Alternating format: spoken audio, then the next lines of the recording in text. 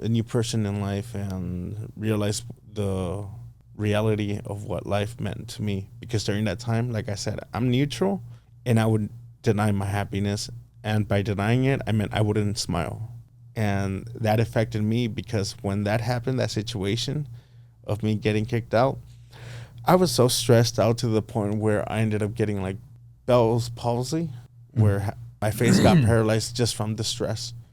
And that's why I'm at that whole headache. That's it. When you're getting those headaches, that means you're beyond stress to the point where it is affecting your nervous system. And it affected mine to a point where it just became paralyzed.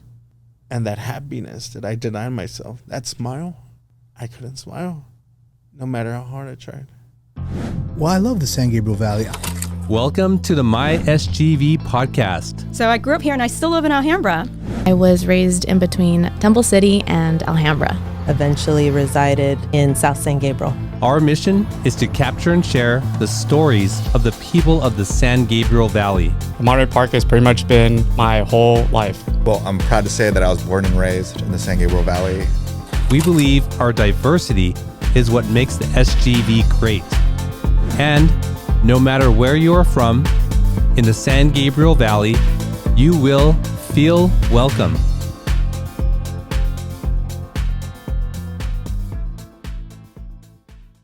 All right, SGVers, welcome back to another episode of the My SGV podcast. Thank you for tuning in. If you're new here, we bring you the stories of the people of the San Gabriel Valley. And if you are a returning listener, thank you so much for spending this time with us. We do appreciate it.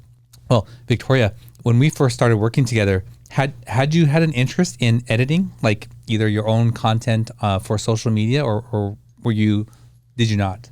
Not really, no. And now, how, like, is it interesting to you, the process of video editing? Yeah, I do find it interesting. So if you don't know, Victoria and I are the ones who edit and post the reels from our show. Mm-hmm. And so lately we've been doing this thing where we edit together, right? Close, yeah. I mean, in the same space. And I find that like all of your creative ideas are never any of my creative ideas, right? So I love to like see how you're looking at a piece and like how you're envisioning spicing it up, right? Because our content is like, just a talking head. So we have to sort of find out all these ways to spice it up. But you're really creative in that. Where do you get that from? And how do you, develop that sort of eye for that? I don't know where I get it from, but it's just like I can see how it feels to me. And like I can do something here. Usually I'm like not too sure what, so then I kind of like just play around until it like feels right. But I also like your creative process, and like you can like see like putting something inside, like interrupting the talking head, I guess, which I have a hard time doing. So I like seeing like whenever you do clips like that. Oh, like the video inserts. Yeah. Oh, okay. Oh, I didn't know that. And you have a way of like introducing like something that blends it rather than cuts it. Like you blend, some other footage or video with the person, which is not like my eye is not tuned for that. Mm-hmm. So it's a fun process. It's fun. And I don't even know if the audience recognizes that there's two very different styles of video. And I always love when like you post something and it's like just taking off. Like I think the last 3 or 4 that have gone over like 50,000 have been from you. And I'm like, wow, this is awesome. So if you didn't know, Victoria is also, not just behind the, audio and video here, but she's also a creative part of the show. So thank you, Victoria. Before we go on to today's guest, I want to thank Paris Baguette for sponsoring the delicious pastries for this show. If you haven't already, go check them out in the city of San Gabriel on Las Tunas. They're delicious pastries. I mean, you just walk in there and it's very difficult to choose what you want to have, and you sort of want to have them all. So thank you to Paris Baguette, and say hi to Jason for us when you go there. All right, let me introduce today's guest. Today's guest is living proof that passion and resilience can open doors to incredible opportunities.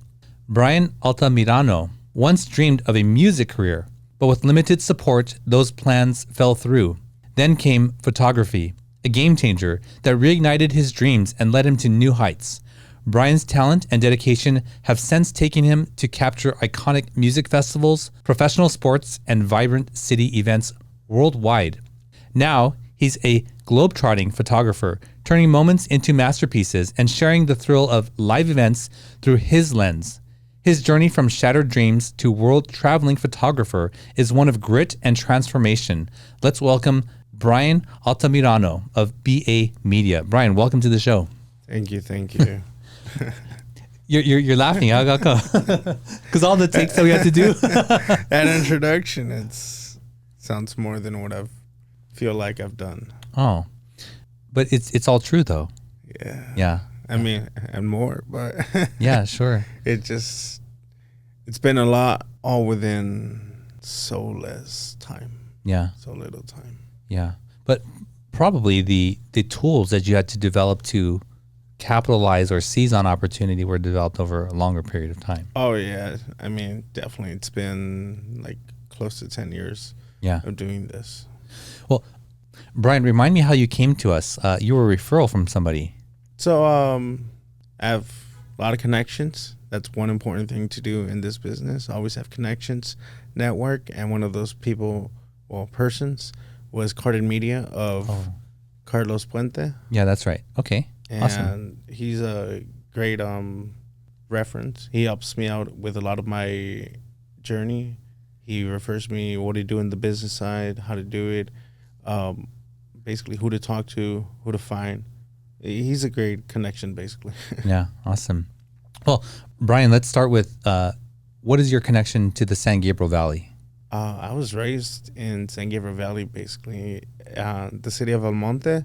I went to Mountain View High School, and from there, I basically was introduced to the community as a videographer, photographer, and from there, my journey just expanded throughout the community from city to city. I see. Well, so Brayan, what was it like growing up in El Monte?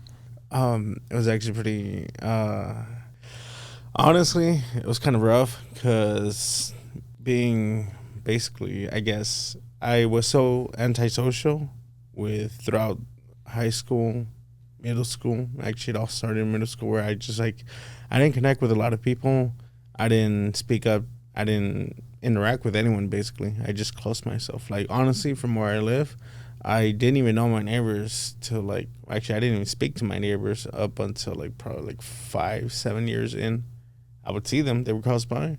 But I wouldn't even say hi. No, not even hello. They would probably, but I wouldn't have interest.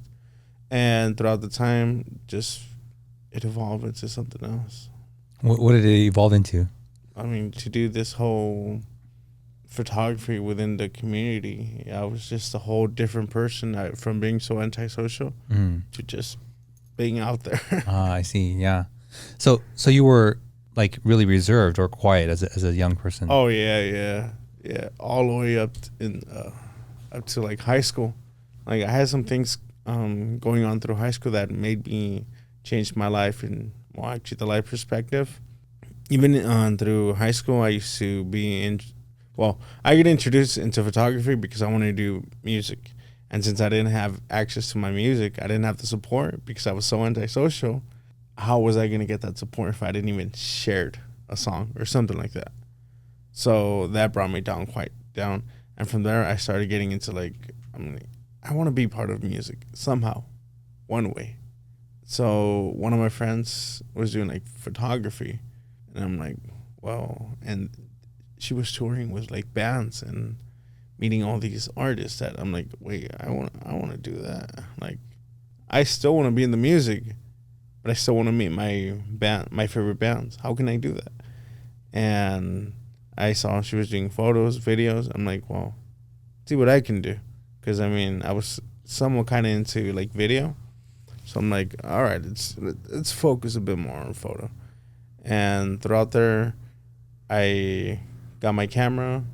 I started working with photography, doing here little side gigs in there, and it worked out. I got interest more in filmmaking, and that filmmaking concept, I started making a script.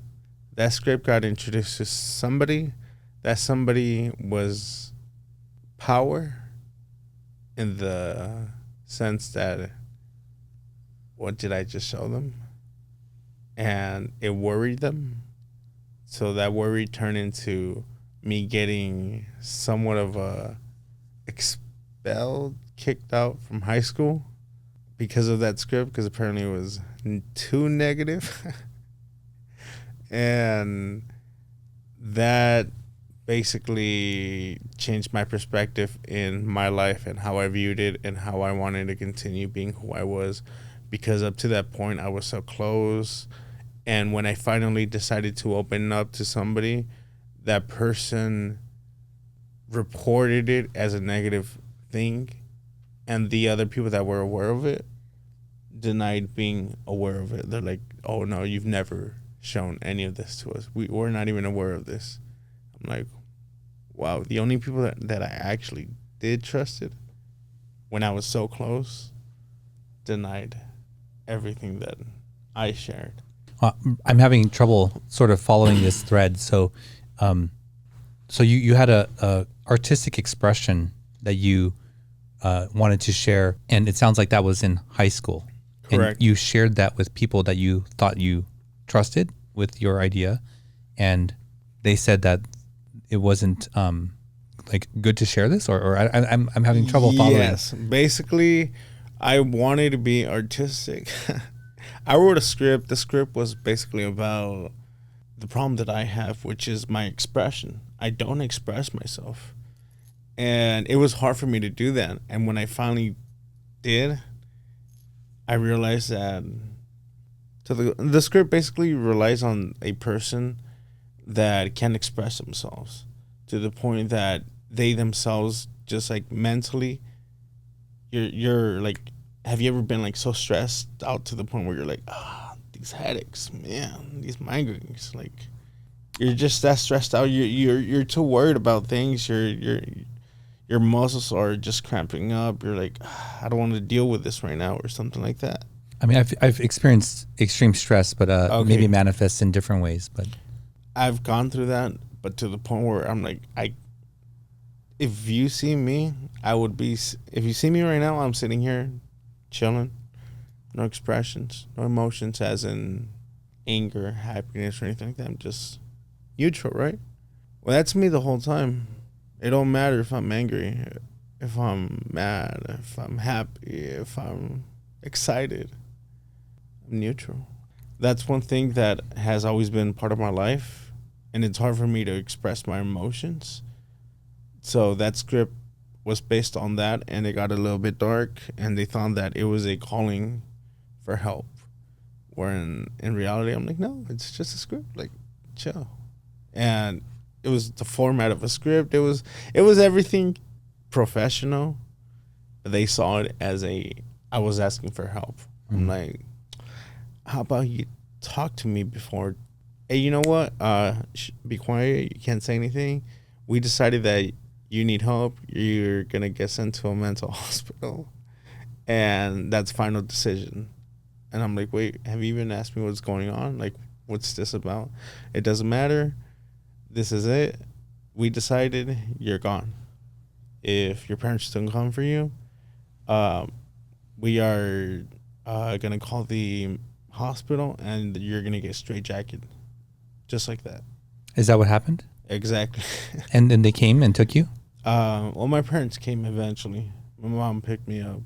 This was a Friday, and they're like, oh, you're not allowed on campus until we get an actual confirmation paperwork that you got evaluated and you're healthy to come back on campus.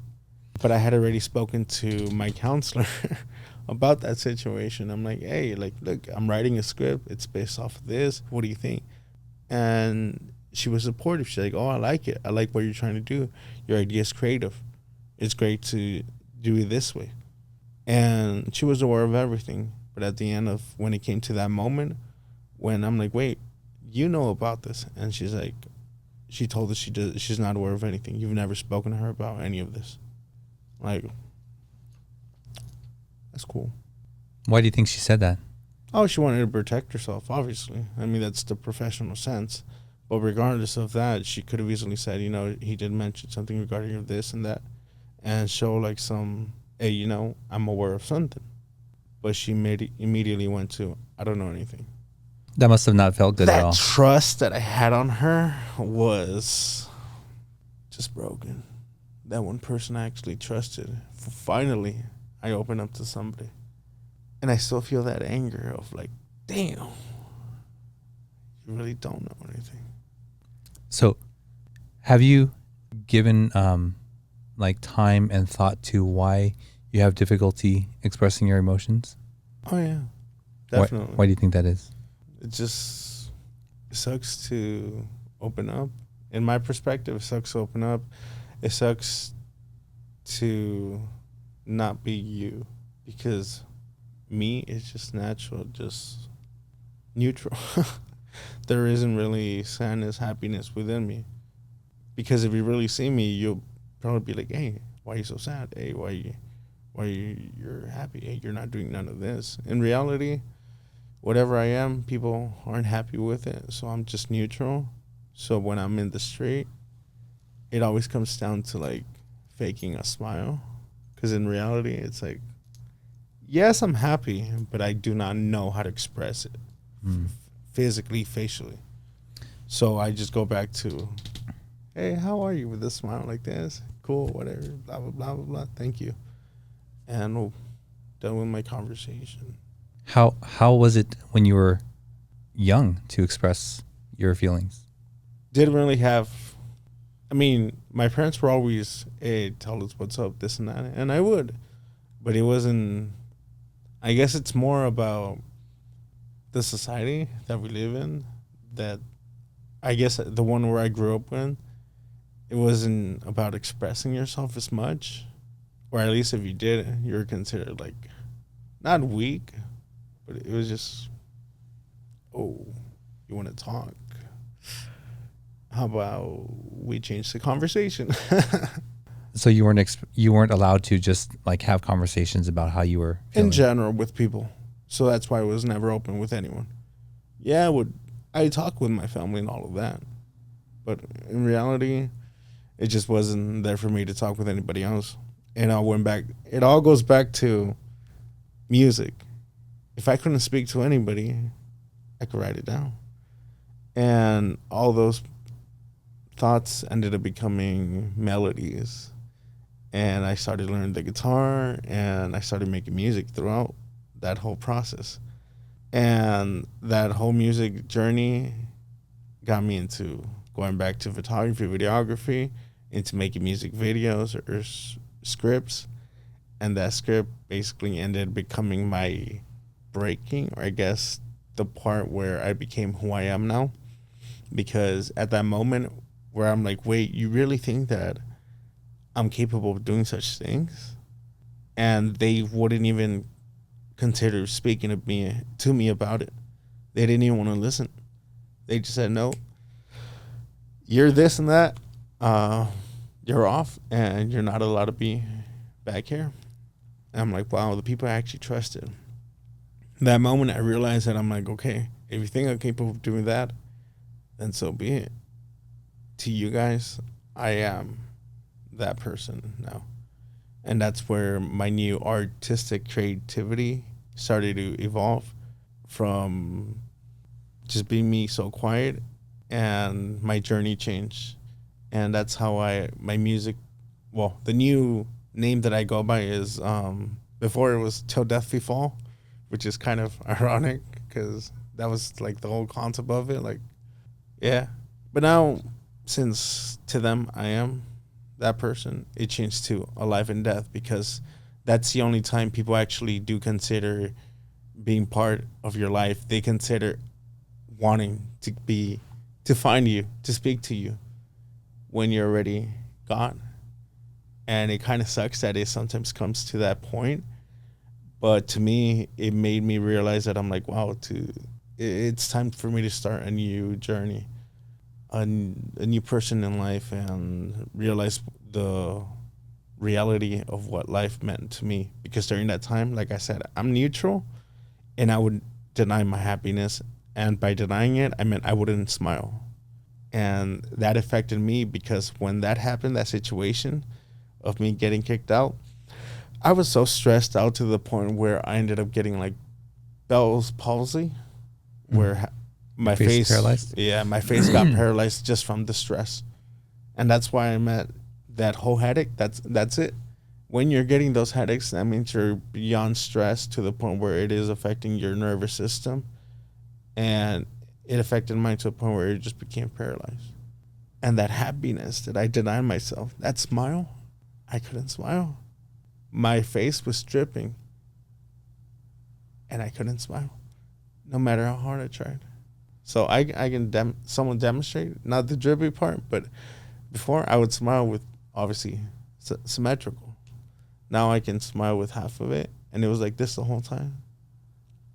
And important events, I couldn't smile. And I had to come out in the pictures.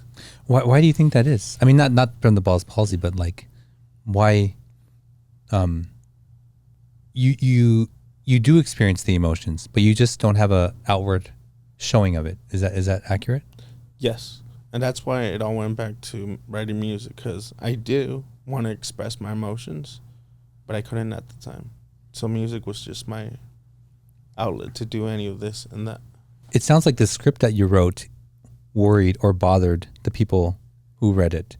And my guess is that it either involved you hurting, or that character hurting themselves or someone else. Is that accurate? No, it was mainly based on, they got scared that I was secretly asking for help by the fact that the character in my story, it gets to a point where he's just so stressed out that he just starts breaking down, because he realizes that the reason he's not happy, or the reason he doesn't open up, is himself. And he realizes that he thought, or at least I thought, people didn't like me. People didn't care about me. But it wasn't that. I just never opened up to anybody. I never said hello to anybody. How can people care about me if they don't even know about me? And yet I was victimizing myself that people didn't like me. Mm.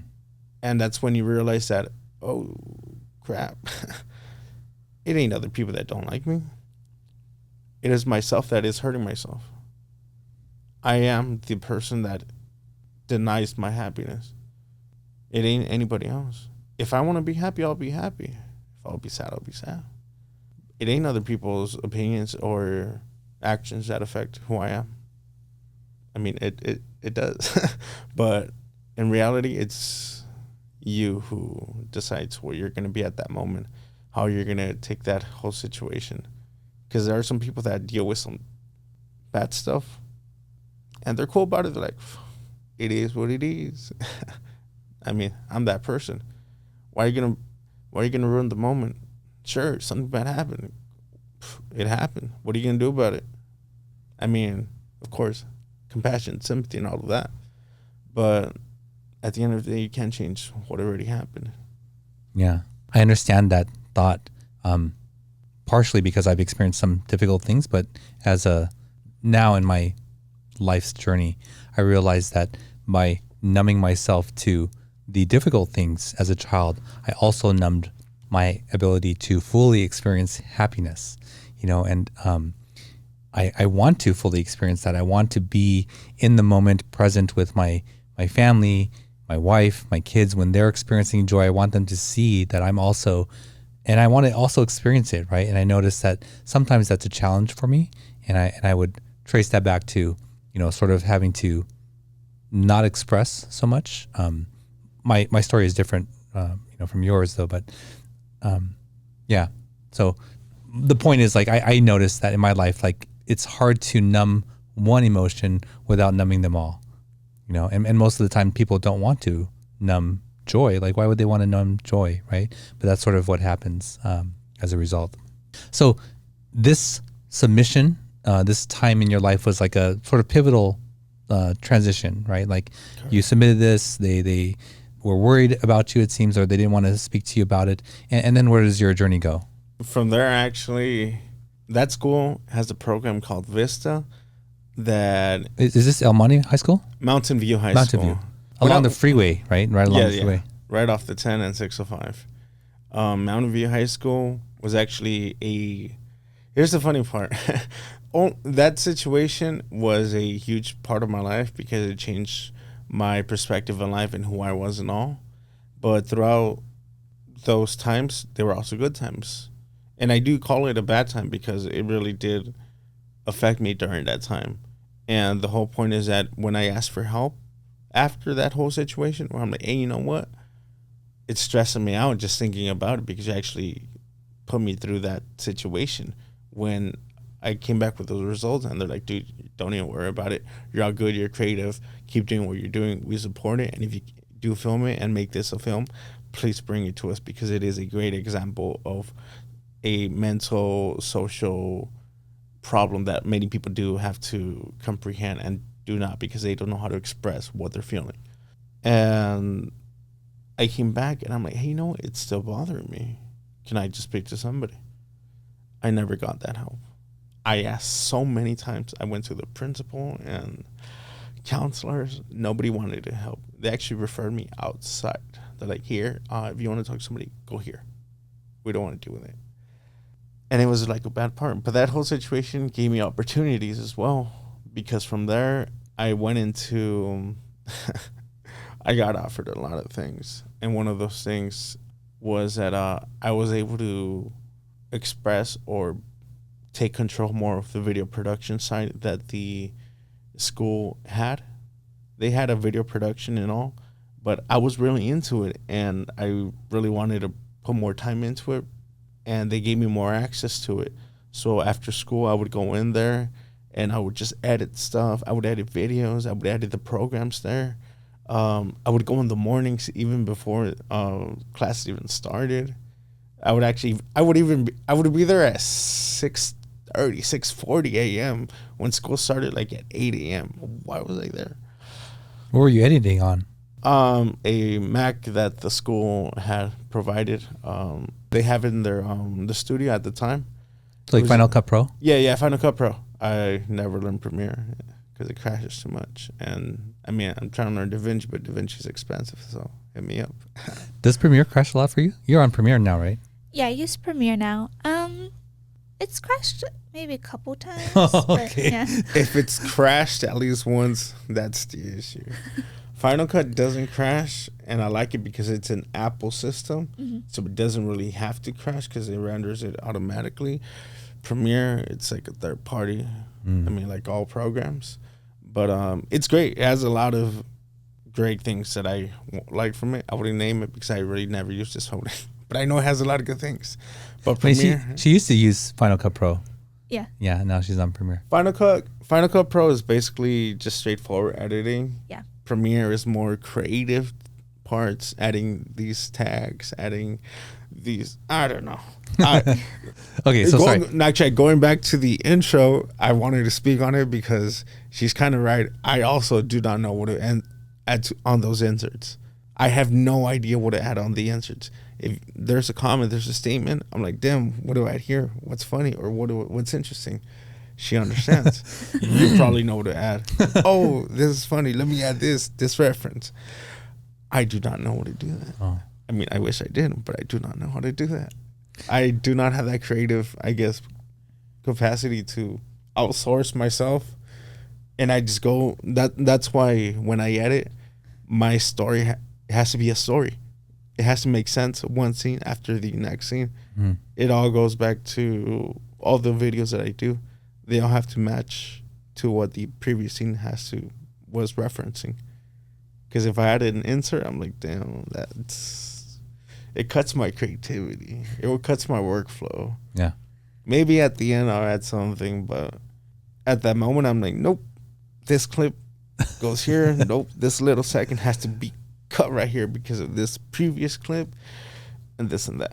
It's funny, you have 3 video editors here sitting together. Like, we understand all those little things that we're talking about, but maybe the audience doesn't really know because like everything is like so fine. But anyway, sorry, I didn't mean to interrupt your story. So you're going in, you're obviously finding some passion, or at least you're interested in video editing while you're at Mountain View, and they're giving you more access. Yeah. So basically I took out my my stressed out in editing, and it worked out because that stress was relieved. But that editing gave me opportunities into, when that was happening, there was also an internship with the city of El Monte. The lady that was working at the city of El Monte had 15 of us helping her out, which was video production side of Vista. While we were doing that, the year was about to end. And when that happened, she basically went from a 15 people crew to basically just herself. Which, I mean, there were city events, community events. It was like 3 cameras that we had, and it was like usually like 2 people per crew. We had the video camera guy, we had an audio person monitoring, and then we had just like a third person just being on the lookout for important things so we don't miss out. And we just went from 15 to her, and she's like, hey, I need to make a decision, but I don't know who with. She spoke with the whole class. And I thought it was somebody else because there was somebody way advanced than me. They were ready and this and that. I'm like, cool. Like, that's where my journey ends. I know. She pulled me aside. She's like, hey, like, you're my person. Can you do it? Can I do it? Of course I can. Did I want to do it? That was tough because I was also, I'm like, damn, they really just did me so dirty. The school. And is this part of it? Did they want to make it up like this? And here's the thing.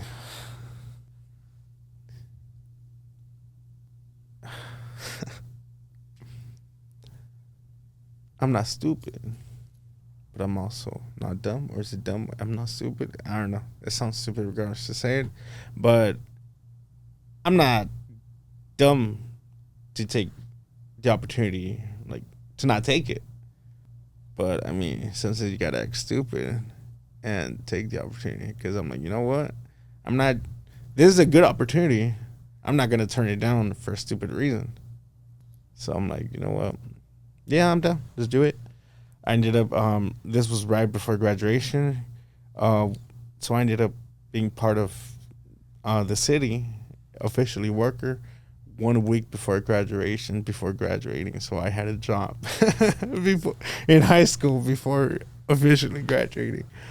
Because after that, I had no idea what I was going to do with my life. I was like, oh my God, like, this photography thing is hard because, one, nobody wants to pay you. They belittle photography. They think you're just clicking a button. Of course I am clicking a button. But the framing, the composition, the coloring, oh, I look good. Of course you do. I make you look good. The camera just takes a picture. If you tell the camera to take a picture, cool. Click the button. Do you know where you're standing? What's behind you? What's the lighting? The shadow, this and that. This is making you look bad. Hey, you know your chin? You know that double chin? Look up. Turn this way. Hey, you want to look skinny? Turn sideways. You don't want to see your underarms? Raise your hands a little and put it this way. But yes, click the button on the camera. That's a good picture. So there's a lot more to it than people realize. Yeah. So you took the job, and it sounds like that led to other opportunities for you. Yes. So from there, I was doing a city event, and that city event, this lady came up to me and she's like, hey, are you going to go to college? No. I'm undocumented. I'm poor. I didn't see myself in college, basically. Because that was basically the idea. Everybody told you, oh, you're poor, or you're Mexican, you got no papers, you got no opportunities. And that was it. It was either just graduating and go work in construction or something else. Because, of course, I didn't have a social back then. And thankfully, the DACA, the Dream Act program got introduced. I was part of the approval. So I ended up getting my work permit. I was granted a social, so now I am actually a number to the system officially. And now I can actually work. I can pay my taxes.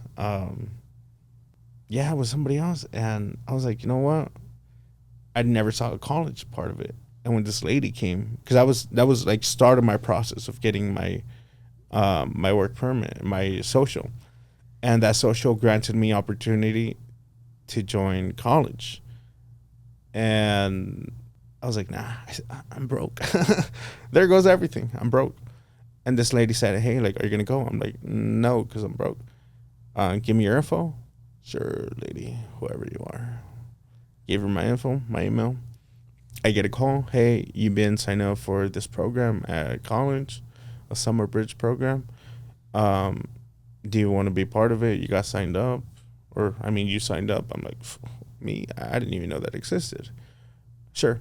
I went. I did the trial. I did like 3-6 weeks of it. I enjoyed it so much and changed my perspective and everything. I was like, oh my God, I want to go to college.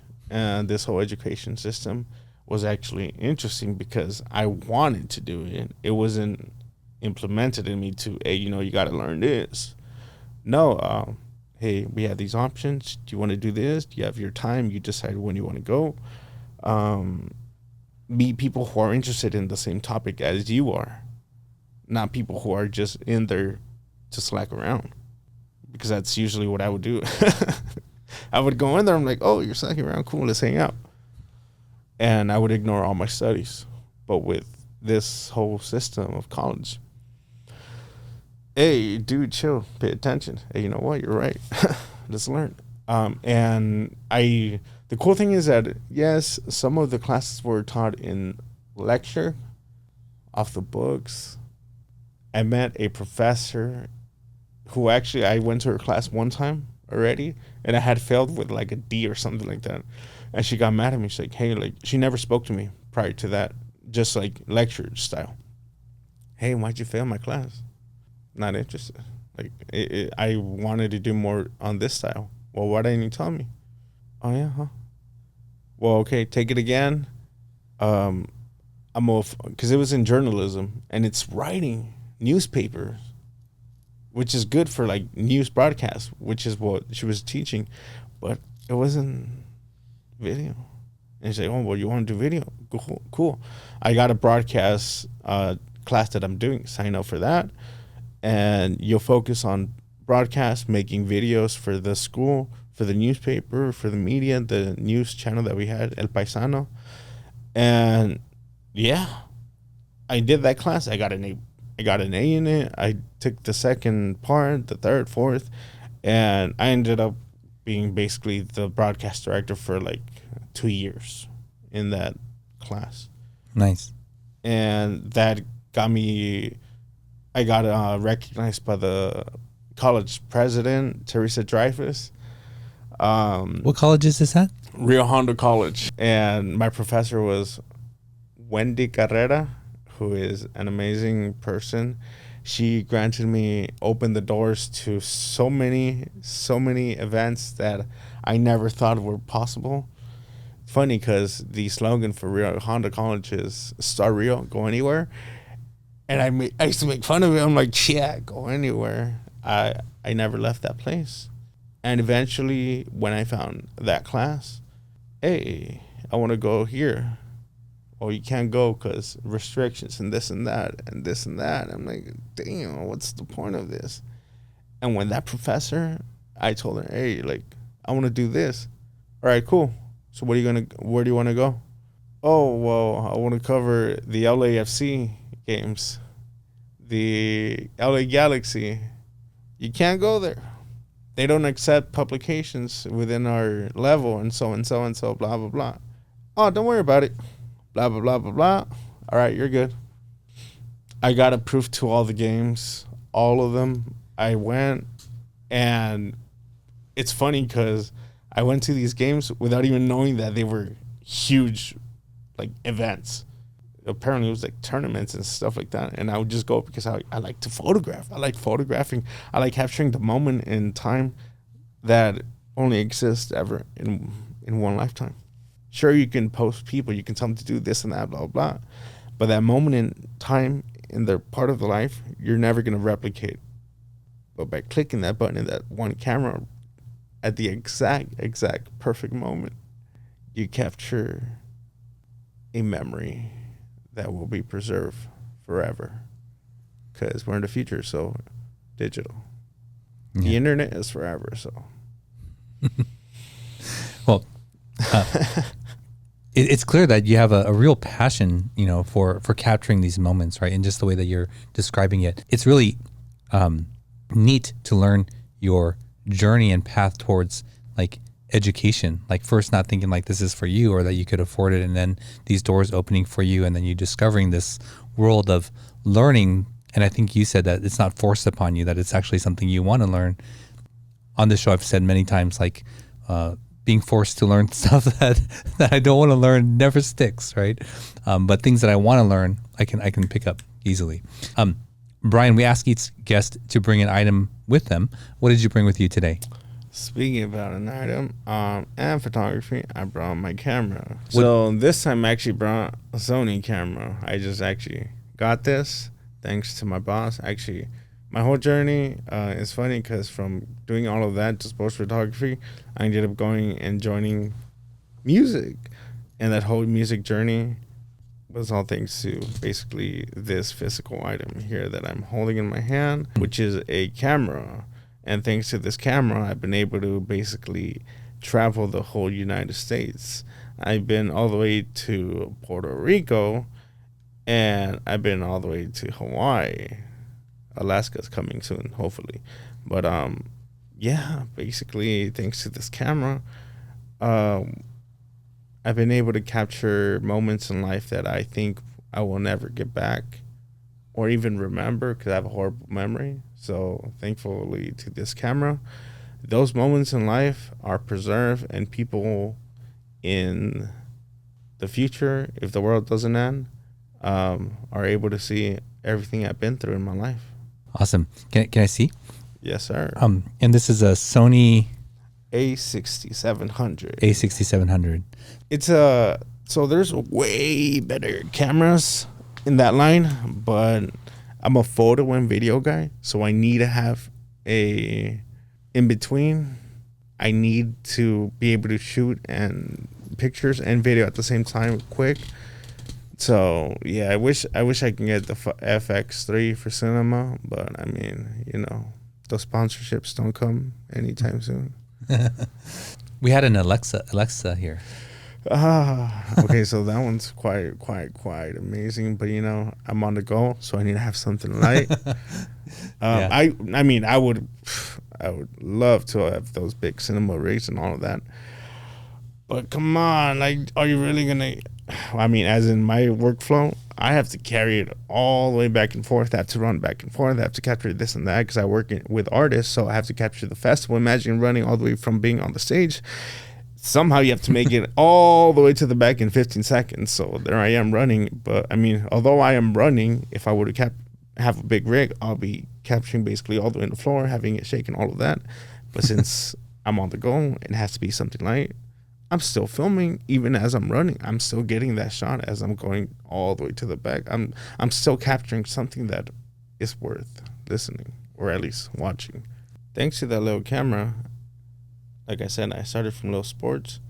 Now I'm actually traveling the United States, and I've been able to come out in huge national TV broadcast channels for television thanks to that little camera. So if you think that it is impossible to reach and follow your dreams, no, they're not. You just gotta do it.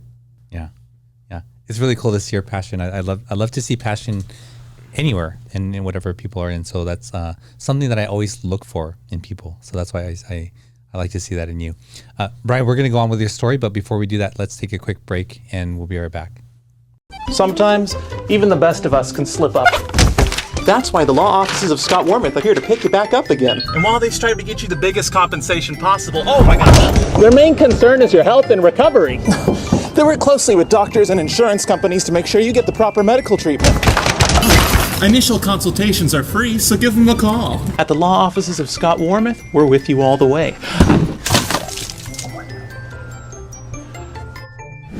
I'm Scott Wormuth. We've been fighting for your rights for more than 40 years. All right, we're back with Brayan. Brayan, before the break, you were sharing about your camera with us, and you give us the imagery of you running around at these events and filming things. Before we go on with your story, when we come back from the break, we like to ask questions from this deck of cards called Icebreakers, and it's just a way for the audience to get to know all of us a little bit better. So Victoria and I will also answer this question. And the question is, what's the most surprising self-realization you've had? That I am nothing. It doesn't matter who you are. It doesn't matter how much you accomplish.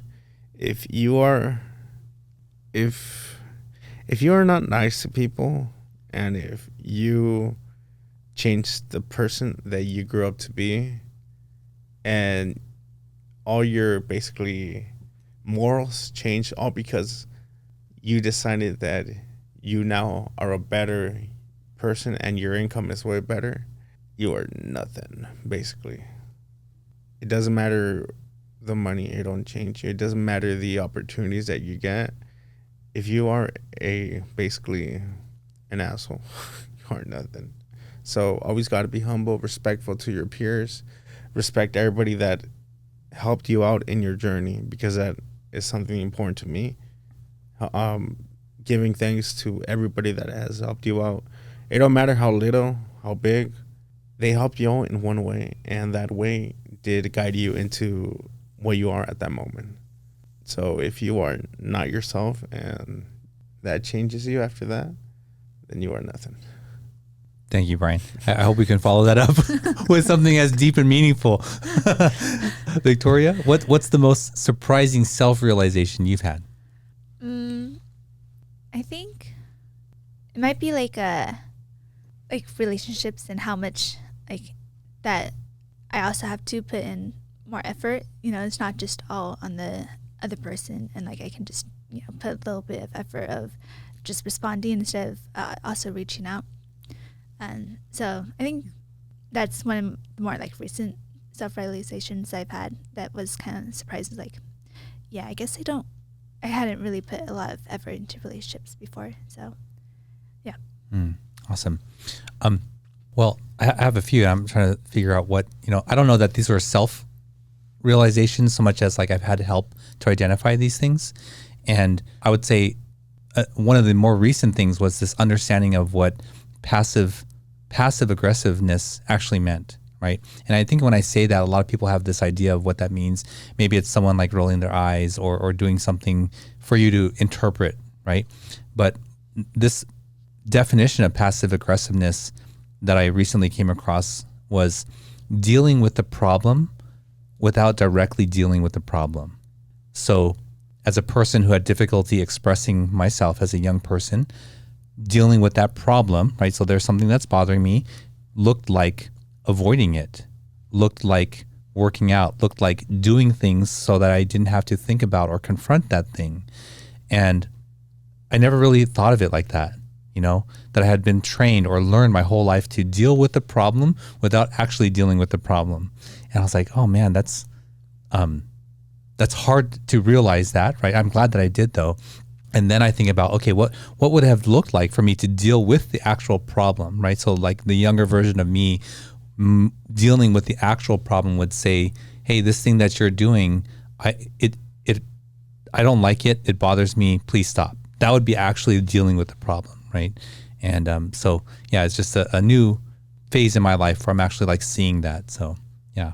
Sorry that for all of you, normally our questions are not this deep, but Brayan took us on that journey of depth. So I appreciate that, Brayan. So for you listening or watching, what's the most surprising self-realization you had? Let us know in the comments. So Brayan, you are a creative type, and you are expressing your creativity now through photo and video. And so what is that process like for you when you're thinking about covering an event or actually there? What is that like for you? So it all starts at the beginning of the day when I wake up. No, no, actually, yeah, it does start at the beginning of the day before I even go to sleep, because before I even go to the event or anything like that, I start stressing. I'm like, oh man, I need to prepare for this. I need blah, blah, blah. So throughout my night, I go to sleep at 12. I'll be waking up at 3 a.m., 4:30 a.m., 5 a.m., 6 a.m., just stressing out about it. But I'll go back to sleep. I'll wake up again, and just because of that. And from there, I go to the events. Thankfully, I am well known in the community, and I have a lot of friends here and there. So I get there, I know somebody, hey, what's up, blah, blah. So it's always a great environment when I go to these events, and they're all supportive because they know what I'm capable of. It isn't because of who I am, because of who I am. If I were to tell you all that I've done, you'd be like, damn, dude. And I'll be like, yeah.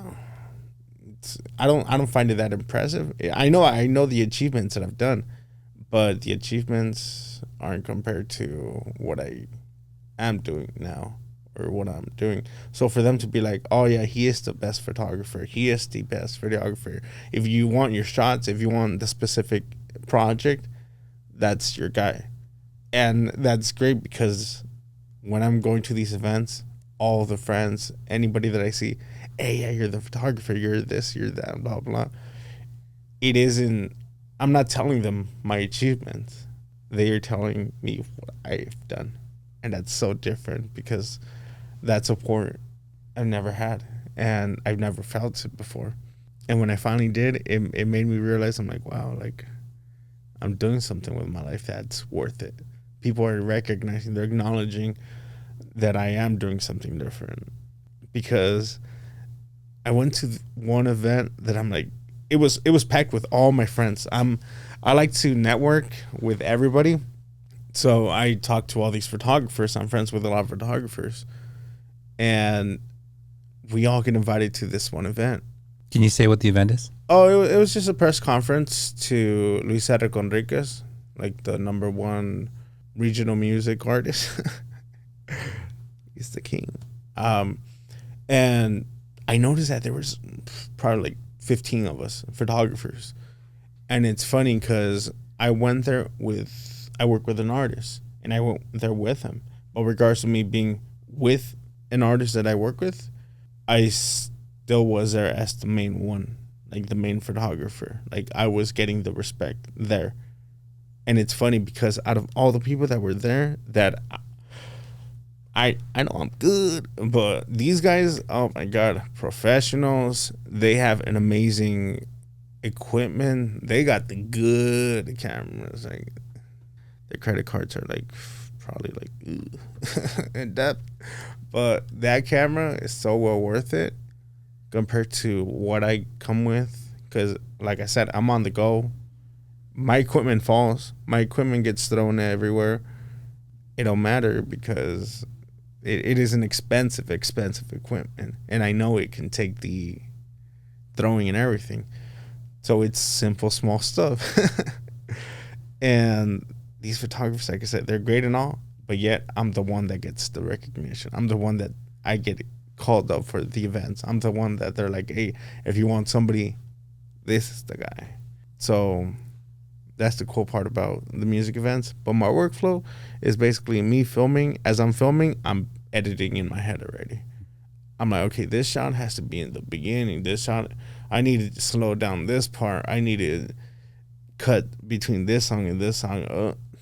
They're not going to be interested in this. Move away. Cut. I go to a different side. Okay, I already took shots of this spot. Okay, I need a shot of this side. I need a close-up of the guitar, of him playing, of the hands, of him singing, of the microphone. I need a close-up of this and that, important things, of the people singing along, dancing, stuff like that. But I'm already planning the shots ready before I get there, or just on the spot. I'm like, I need to get this, because if I don't get this, the video don't look good.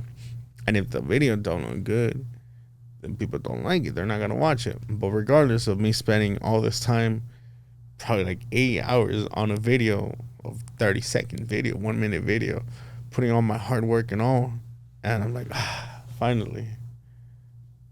I finally created a masterpiece. And then I upload it to Instagram and I get like 2 likes. Yeah, I know. I do it for them 2 likes. Yeah. I mean, it's tough, right? Like you put all this effort in, and I hear what you're saying. Like, you know, I do it for myself. People may not realize like there's a special skill in seeing the end product and having to cut it and then actually capturing it too. Like those are 2 separate skills, and you don't often find those 2 together. And so on the back end, you're also editing the videos as well. You're putting it all together. Yeah. Wow. Oh yeah. The event starts probably like 7, 8. I'm there all the way to like, it ends like at 1 a.m. usually, 12, 11 a.m. if it's early. But 1 a.m. after that, I get home like at probably like 2 a.m. You know, I got to stop at Jack in the Box to get them tacos, you know, munchie meals. But after that, I just start uploading everything to my computer. I start importing. I decide as it's importing, I'm importing my photos. I'm deciding which shot looks good because I like taking pictures and I go crazy with that little button. I go tick, tick, tick, tick. So yeah, unnecessary pictures, you know, out of the probably 20 to 50 pictures that I ended up like in the final product, which is still a lot. I take probably out of that, I shot like 1,000 pictures from there. And I have to bring it down all the way to that. And it sucks because I always end up with like probably like 200 pictures that out of that, probably like 3 pictures only get seen by anybody else. And after that, it's just work for me. Like, I like that picture and it has to look good because of this color, this and that, blah, blah. They're never going to get seen, at least not right now. But if and when those pictures get released, be ready because some of those pictures are, oh my God.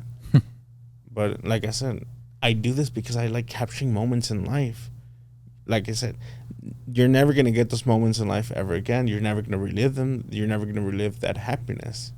It's going to be another version of it, but you're never going to be that moment. And for those artists to be performing on stage, doing what they love, and for me to capture it, I know as someone who does music, and I go back to stuff that I'd done like 5, 7, 10 years ago, I can't because it doesn't exist. I never took pictures. I never recorded. How can I? I never saw my beginning. I don't have anything from my beginning. And even then, the things that I did have, oh, you know, my storage is full. Delete. And then I realized, oh my God, we are in the future. What am I doing? I can save it in memory disk. I can save it iCloud. What? I can buy storage. I mean, I went from like $10 all the way from like 2 terabytes. Now I'm paying 6 terabytes for like $30 a month. Like, how stupid is that? It is stupid, but I'm preserving my memories. I'm preserving happy moments in my family that I could have easily been like, you know, this already happened 2 years ago. This happened 5 years ago. Delete. Simple as that. But yet, we're in the future. Why don't I just buy that storage? And I do. So I have 6 terabytes in my phone. And my phone right now, if you were to see like the total of like file types that I have in there, photo, video, I have close to like 100,000 pictures. Dang. Photos. And that's a little. Dang, that's a lot. and that's barely like this year. Oh, well, hopefully you'll get a whole bunch of external hard drives and like, 12 terabyte towers. The future got to be ready because it got to be less cheaper than $30. Well, Brian, we're going to move on to the final segment of the show where we get to learn what you like here in the San Gabriel Valley.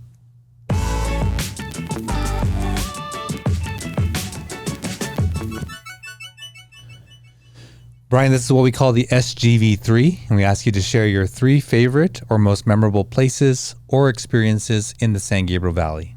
So, what would be your first place? My first one would actually be Montebello, the city of Montebello, because this is where I actually came to fall in love for the first time. And it was the realization of like, wow. It's a good feeling. And I did my first photo shoot here.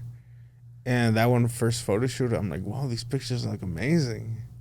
And I'm like, wow, I like this.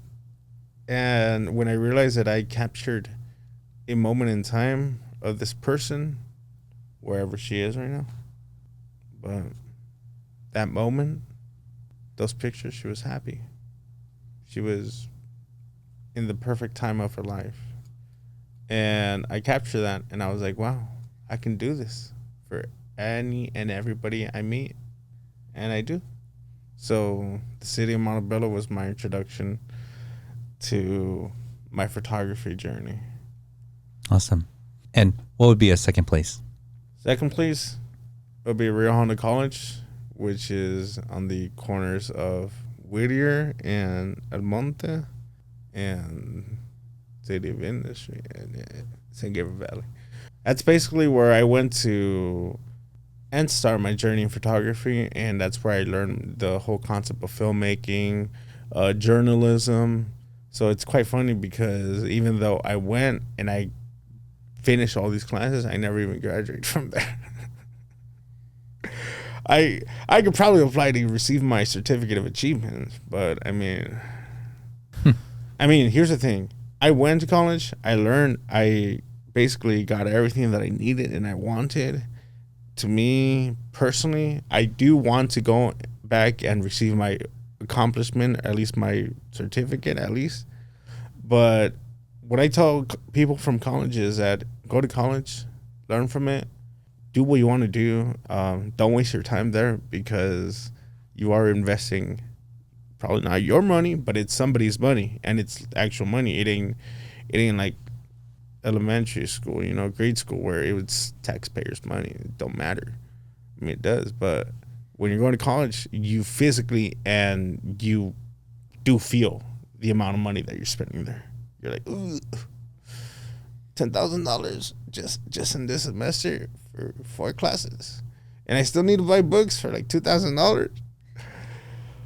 I better pass this class. But yeah, Rio Hondo was a great learning experience for me. It gave me an opportunity to find myself, discover new things, and they received me actually quite well.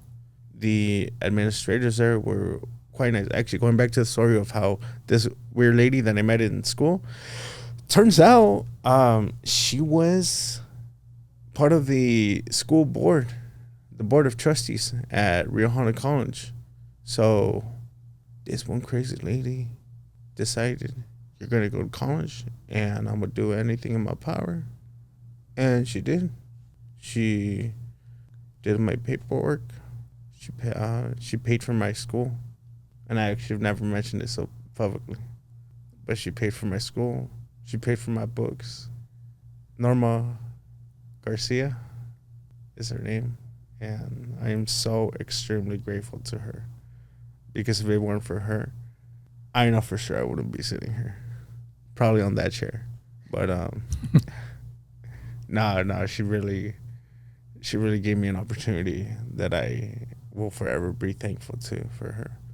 And Rio Hondo College for giving me that education that I never thought was possible.